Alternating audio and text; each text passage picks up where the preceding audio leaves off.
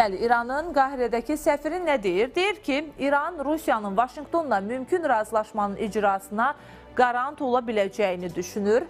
Tehran Moskva ilə birlikdə müharibənin başa çatdırılması istiqamətində səylərini davam etdirir.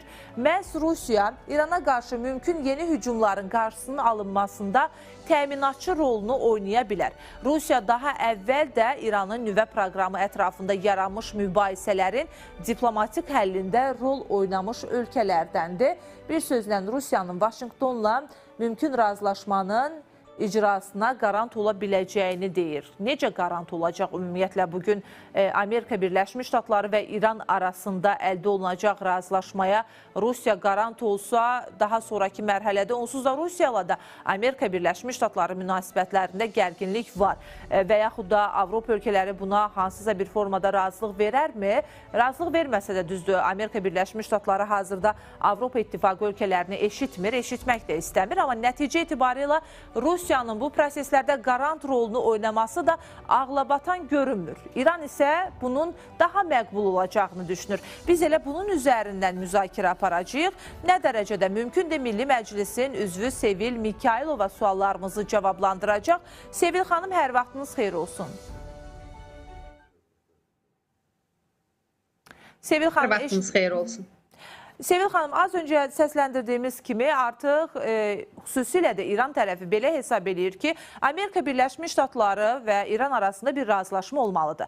Burada da qarant axtarılır, zəmanəti kim verəcək və İran tərəfindən belə bir yanaşma sərgilənib ki, Rusiya burada zəmanətçi rolunu oynaya bilər. Rusiya onsuz da təcrid rejimində olan bir ölkədir. Amerika Birləşmiş Ştatlarının Avropa İttifaqının sərt bəyanatları və sanksiyaları belə olan halda Rusiya bu proseslərdə hansı formada qarant rolunu oynaya bilər?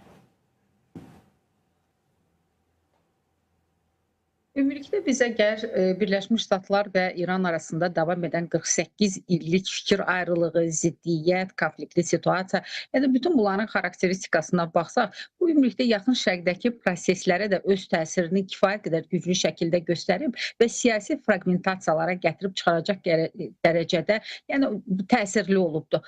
Və artıq biz yəni açıq şəkildə söyləməliyik ki, region üzərində mübarizə, burada nüfuz mübarizəsi, iqtisadi üstünlüyü ələ almaq və ümumilikdə hərbi cəhətdən regiona yiyələnmək, bu artıq qərblə, belə demək mümkünsə, Rusiya və Çin arasında gedən mübarizənin çox açıq konturlarıdır. Və bugün baş vermiş proseslərdən sonra Rusiyanın hansısa bir formada yenidən oyuna cəlb edilməsi onun əslində rolunu daha da gücləndirəcəkdir. Yəni ona görə də Rusiyanın qarant kimi çıxış etməsi əslində hansı anlama gəlir? İlk növbədə buna yəqin ki, tərəflər aydınlıq gətirməlidir. Ümumilikdə, əgər Birləşmiş Ştatlar və İran tərəfindən belə bir qarantın olması ilə bağlı ehtiyacın olduğunu söyləyən tərəf varmı?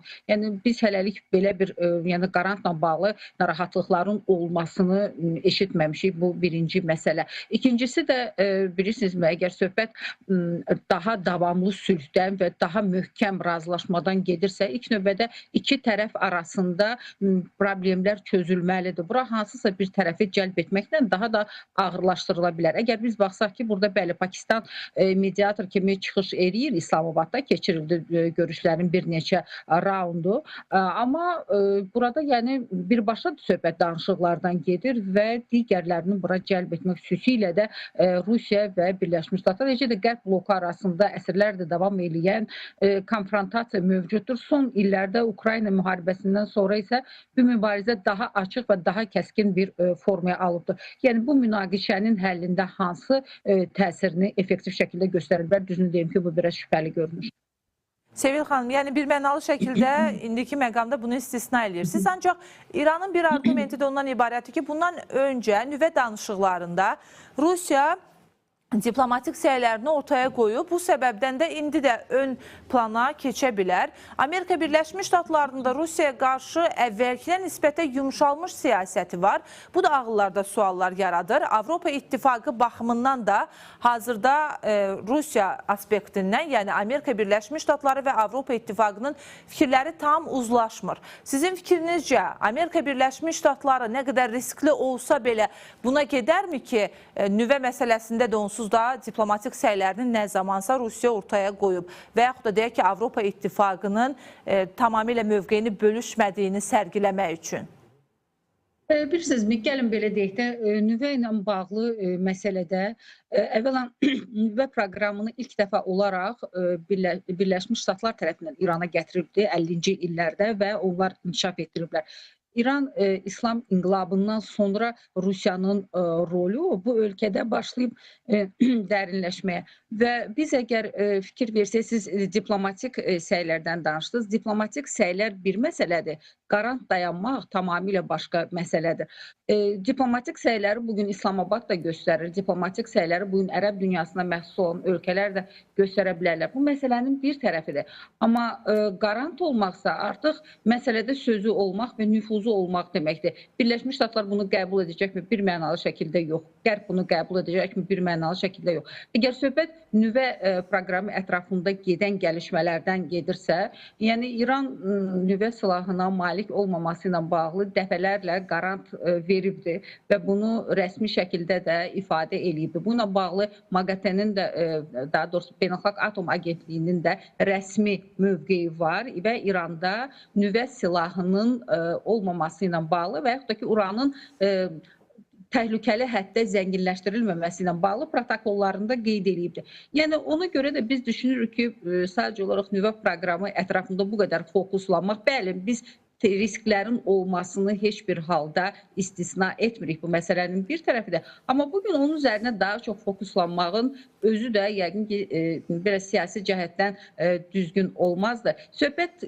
kifayət qədər digər amillər var ki, onlarla bağlı gedir və bu məsələdə, məsələn, biz enerji məsələsi olsun və yaxud da ki, İranda litium yataqları var, onunla bağlı olsun, İranın Hörmüz boğazı var, Hörmüz boğazından çıxışla bağlı olsun və s. Bu məsələlərdən gedir ki, burada artıq tam və hər tərəfli razılaşma əldə olunsun. İndi gəlin bir anlıq biz fərz eləyək ki, Rusiya bütün bu məsələlərdə qarant kimi çıxış eləyir. Onda Birləşmiş Ştatların apardığı mübarizənin məqsədi nədən ibarət idi? Yəni, məqsəd əslində yaxın şərqdə hegemonluğunu bərqərar etməkdir, yaxın şərqdə münasibətləri balanslaşdırmaqdır. Və bu məsələdə təzədən Rusiyanı oyuncu kimi, açıq oyuncu kimi buraya gətirmək, düşünürük ki, ümumilikdə müharibənin nəticələrinin də xarakterini tamamilə dəyişəcəkdir ki, bu ümumilikdə Birləşmiş Ştatlar üçün qəbul olunan ola bilməz. Ona görə də ən yaxşı halda tərəflər arasında razılaşmanın əldə olunmasına, təbii ki, burada diplomatik səylərdən söhbət gedirsə, digər dövlətlər də buna kömək göstərə bilərlər. Bu ayrı bir məsələdir. Amma uzun illər davam eləyən ixtilaf və artıq tərəflər biri-birlərinin nə cavab verəcəyini də mən sizə əmin edirəm ki, çox gözəl anlayırlar. Çünki tərəflərdə heç bir kompromis də yoxdur. Onlar çox möhkəm şəkildə öz mövqelərini müdafiə edirlər. Sadəcə olaraq indi yeni gəlişmələr yaranıbdır. Bu da sırf Hörmüz boğazı ətrafındadır. Buna qədər əgər İran Hörmüz kartından istifadə etmirdisə və sadəcə olaraq bir neçə dəfə səsləndirmişdi ki, Hörmüz boğazını bağlaya bilər, əgər vəziyyət kəskin bir hal ala bilsə konflikt ətrafında. Amma bunu heç vaxt etməmişdir. Amma bugün nəinki Hörmüzü bağlayıbdır, hətta Hörmüzlə bağlı İranın iqtisadi maraqları da var və burada keçid üçün tariflərin hətta müəyyənləşdirilməsinə söhbət gedir ki, bəli, bu artıq regionda vəziyyəti gərginləşdirir. Çünki Körfəz ölkələrində bununla bağlı mövqeyi bir mənalı və sərtdir. Təşəkkürümüzü bildiririk. Minnətdarıq Sevil xanım fikirlərinizi ifadə elədiyinizə görə və istəyərdim ki, yenidən xatırlatma edək. Yəni, İranın Qahirədəki səfiri nə deyirdi? Biz bunun üzərinə müzakirə apardıq. Qrafik təsviri ekrana gətirək yenidən. Həmin açıqlamanı xatırladaq. Elə Sevil xanım da vurğuladı ki, diplomatik səylər başqadır, ancaq qarant olmaq başqadır. Təəssüflər olsun ki, İranın Qahirədəki səfiri hər iki məsələ üzərindən, yəni bir qarşıdırılmış formada fikir ifadə edir. Deyir ki, İran Rusiyanın Vaşinqtonla mümkün razılaşmasının icrasına qarant ola biləcəyini düşünür. Yəni, ilk fikir ondan ibarətdir ki, qarant ola bilər və fikrinin sonunda ifadə edir ki, Rusiya daha əvvəl də İranın nüvə proqramı ətrafında yaranmış mübahisələrin diplomatik həllində mühüm rol oynayıb. Sevil xanım isə ifadə elədi ki, əslində hazırki dönəmdə Rusiyanı yenidən masaya gətirib onun əlini gücləndirmək olmaz. Növbəti qrafik təsvirə də diqqət yetirək. Ermənistandan da danışacaq yeri gəlmişkən verilişimizin növbəti saatında. Çünki oradan da yeni xəbərlər gəlir. Əvvəlcə bu informasiyaları yekunlaşdıraq. Amerika Birləşmiş Ştatları prezidenti Donald Trump deyir ki, Tehran Vaşinqtona Hörmüz boğazının təcili açılması ilə bağlı müraciət edib. İran hazırda çətin vəziyyətdədir. Onlar istəyirlər ki, biz Hörmüz boğazını mümkün qədər tez açaq. Bu arada isə öz rəhbərlikləri ilə bağlı vəziyyəti nizamlamağa çalışırlar. Bilirsiniz ki, hazırda ölkədə daxili xaos da var İranda. Yəni, kim qərar verir, Sepah mı, yoxsa ölkədə siyasi elita mı bu qərarları verir? Bununla bağlı suallar mövcuddur. Bir tərəfdən də Müçtəba Xameneyinin vəziyyəti bəlli deyil. Trump da bunu nəzərə alaraq deyir ki, həm də öz ölkələri daxilindəki rəhbərliyi ilə bağlı problemi aradan götürməyə çalışırlar. Hörmüz boğazı ilə bağlı məsələlər aktualdır. Qarşıdakı saatlarda mövzu ilə bağlı ətraflı müzakirəmiz olacaq. Saatın tamamında xəbərləri də izləməyi unutmayın. Sonra Eşqüzar səhər davam edəcək.